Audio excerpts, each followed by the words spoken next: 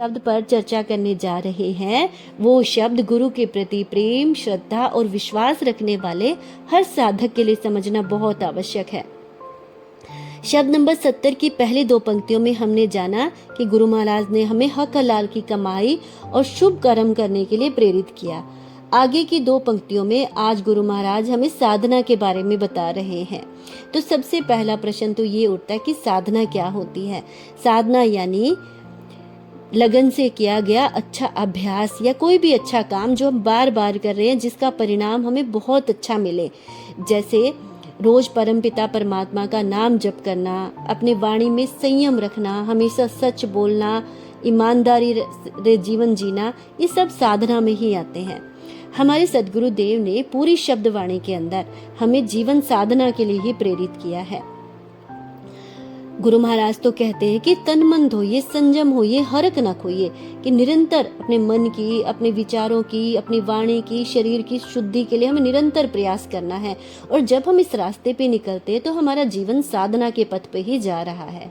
तो गुरु जी कहते हैं कि जब हम इस साधना के पथ पर आगे बढ़ते हैं तो हमारे रास्ते में रुकावटें भी बहुत आती है। तो वो रुकावटें कौन कौन सी है, आज गुरु महाराज हमें बताने वाले हैं।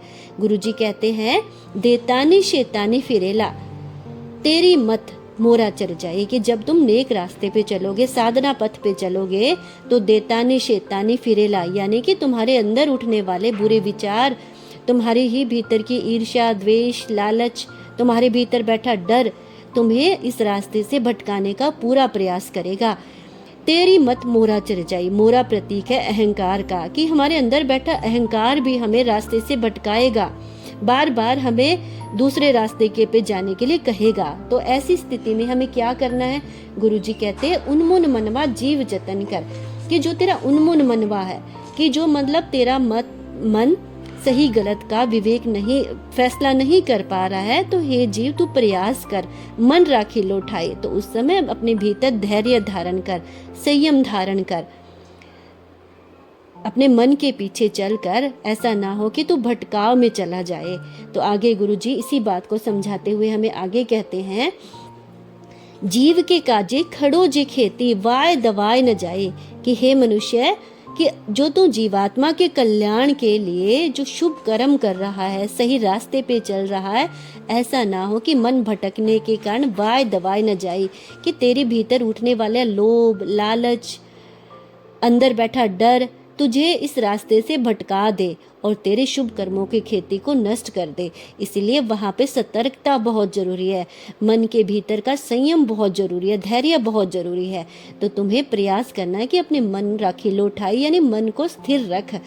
नैता हिरणी नैता हिरणा न चीनो हरियाई, कि जिस प्रकार खेत में हवा यानी तूफान, कोई भी जानवर आकर फसल को नष्ट कर देते हैं, उसी प्रकार साधना में भी हमारे जो मन के विकार हैं, काम, क्रोध, लोभ, लालच, वो भी अगर हमने मन को स्थिर नहीं रखा, संयम में नहीं रखा, तो वो हमारी जीवन साधना को भी नष्ट कर देंगे। हिरण यहाँ प्रतीक है मन को भटकाने वाले चंचलता का, और हिरणी प्रतीक है हमारी वासनाओं का, लोभ, मोह का, लालसा का।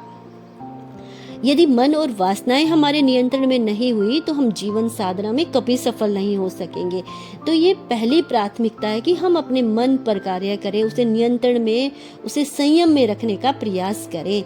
न चीनो हरियाई, यहाँ हरि का अर्थ केवल ईश्वर ही नहीं है, बल्कि हमारी आत्मा में प्रकट होने वाली चेतना, शांति और ब्रह्म ज्ञान से है। गुरु महाराज हमें चेताते हैं कि यदि मन हिरण की तरह भागता रहा और इच्छाएं हिरणी की तरह इधर उधर भटकती रही, तो तब जब हरि आएगा, यानी कि जब आत्मज्ञान आएगा, तब साधक उसे पहचान नहीं पाएगा। न चीनो हरियाई, अर्थात हरि हमारे भीतर आ भी गए तो हम मन की चंचलता और भटकाव के कारण उसे पहचान नहीं पाएंगे। हमारे सदगुरुदेव ने जो हमें 29 नियम दिए हैं, वे सभी जीवन साधना की खेती को सुरक्षित करने के उपाय ही हैं। तो साथियों, आज गुरु महाराज का ये संदेश है हमारे लिए कि जब हरि आए तब हमें उसे पहचान सके, इसके लिए मन को हिरण बनने से हमें रोकना होगा और वासनाओं की हिरणी को हमें साधना होगा और अपनी साधना रूपी खेती की हमें रक्षा करनी होगी। यही जीवन का असली कार्य है। सद्गुरुदेव की वाणी हमें जीवन साधना के लिए प्रेरित करती है, जीवन को सुंदर रूप देने के लिए प्रेरित करती है। इसलिए आवश्यक है कि हम वाणी को बहुत गहराई से समझें और उस पर मंथन करें। अगर आज का ये संदेश आपको अच्छा लगा हो तो कृपया इसे दूसरों के साथ भी साझा करें। धन्यवाद। इसी तरह के स्पिरिचुअल कंटेंट के लिए वीडियो को लाइक करें और चैनल को सब्सक्राइब करें।